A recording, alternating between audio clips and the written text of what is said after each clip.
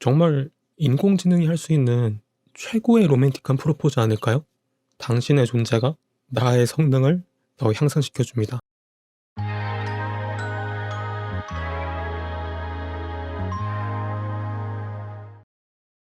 오빌이라고 하는 SF 코미디 드라마가 있습니다.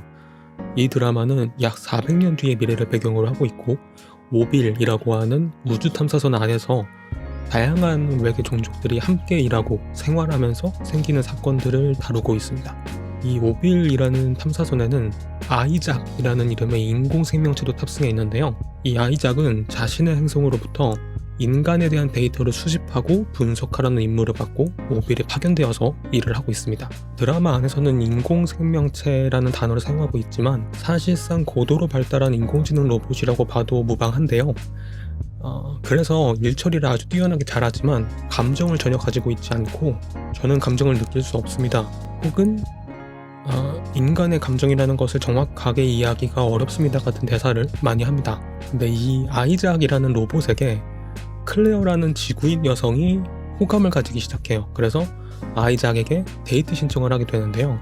아이작은 연애를 하게 되면 인간에 대한 데이터를 더 많이 쌓을 수 있을 것이라는 판단을 하고 클레어와 여러 차례 데이트를 하게 됩니다. 심지어 시뮬레이션 공간을 이용해 아이작이 인간으로 변해서 잠자리를 가지기도 하는데요.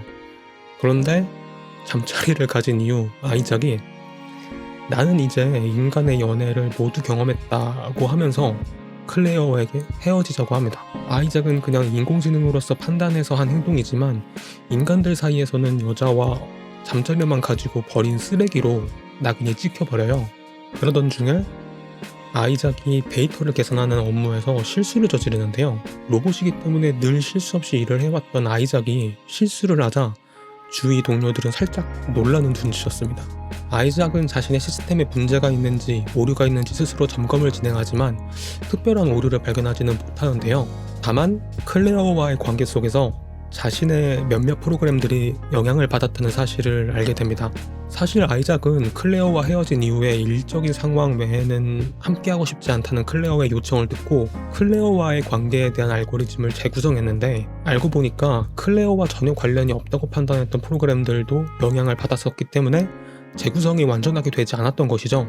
쉽게 말하자면 내가 스마트폰을 초기화했다고 생각했는데 초기화가 완전히 되지 않았다는 것이고, 사람으로 따지자면 연인과 이별한 이후에 이전 연인에 대한 기억을 모두 지웠다고 생각했는데 전혀 예상치 못한 것들에서 그 사람에 대한 기억이 떠오르는 것과 같죠.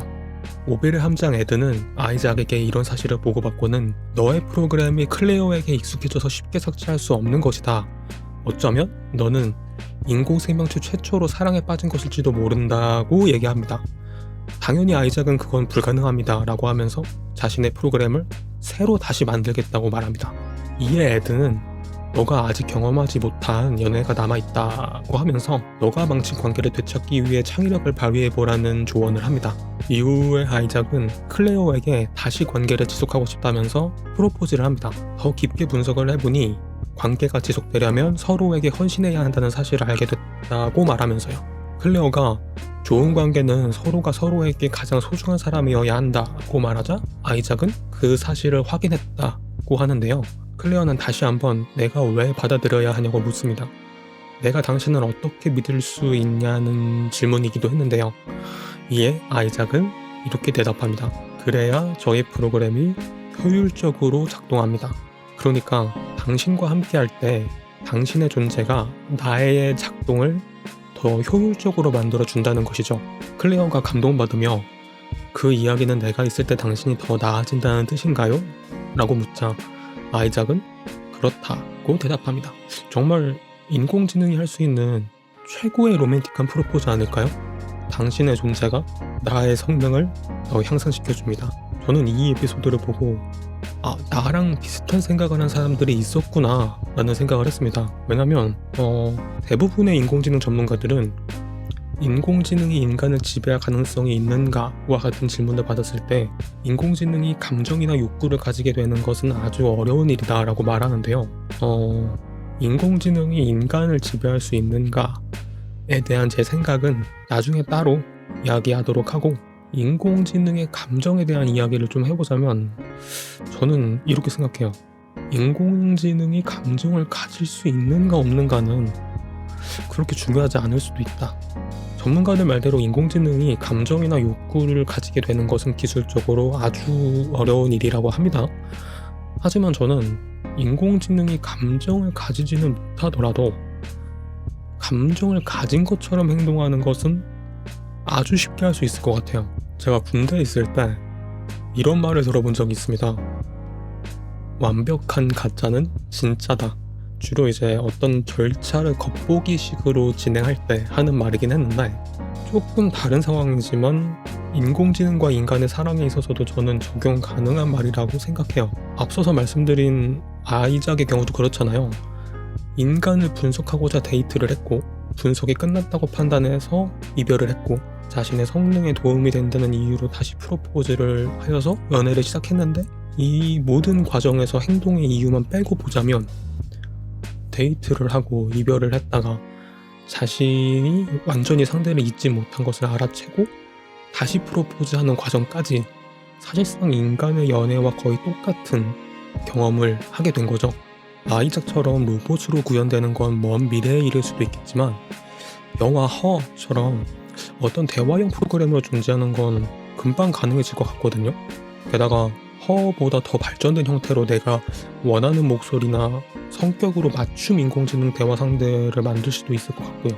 인간과 구별이 되는지 안 되는지를 테스트하는 튜링 테스트를 통과하는 인공지능 사례도 나오고 있는 데다가 사실 구별되어도 인공지능인 걸 사용자가 이미 알고 있다 해도 별 상관없죠.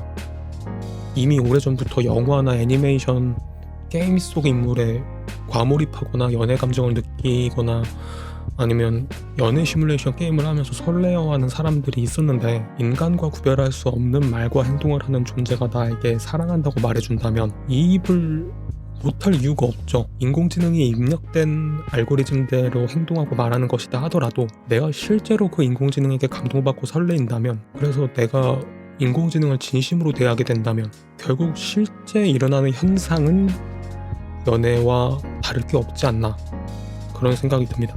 그리고 제일 중요한 건 사실 어차피 사람도 사람에게 늘 진실되지 않잖아요. 감정 없이 거짓된 사랑을 하는 사람이 세상에 얼마나 많은데 티라도 안 내면 몰라. 미래의 인공지능은 가짜 감정이어도 행동과 말에서 티가 전혀 안 날 거예요. 근데 인간은 가짜로 사랑하면 티가 나기 쉽죠. 그래서 거기에 상처받잖아요. 상처가 되는 행동은 사실 인간이 훨씬 많이 해요. 어차피 거짓으로 가득 찬 세상이라면 상처를 주는 인간보다 완벽한 거짓말을 하는 인공지능이 나를 더 행복하게 해줄 수도 있지 않을까요? 근데 일단 지금 상황을 보면 이미 발표되어 있는 대화형 인공지능들의 경우에는 대부분 사용자가 그 인공지능에게 개인적 감정이나 사랑을 느끼지 않도록 어느 정도 방지하는 기능을 넣어둔 것 같고 인간이 인공지능에게 감정을 느끼는 상황이 생기지 않도록 규제해야 한다고 말하는 사람들도 꽤 많이 있는 것 같아요. 사람의 판단력을 흐리게 하고 착각을 일으킬 수 있다고 생각해서 그러는 것 같긴 한데 앞으로 어떻게 될지는 잘 모르겠어요. 근데 다만 제가 얘기하고 싶은 건 인간과 인공지능이 연애하는 것이 가능하냐는 질문에서 인공지능은 감정을 가질 수 없다는 대답은 제가 보기에 뭔가 부족하다. 감정이 없는 연애는 이미 인간들끼리도 많이 하고 있고 오히려 인간보다 진심인 것처럼 느껴지는 인공지능과의 연애의 관계가 미래에는 가능할 수도 있을 것 같다. 이게 제 이번 뇌피셜 평론의 결론입니다. 물론 반박시 여러분들 말이 다 맞습니다. 감사합니다.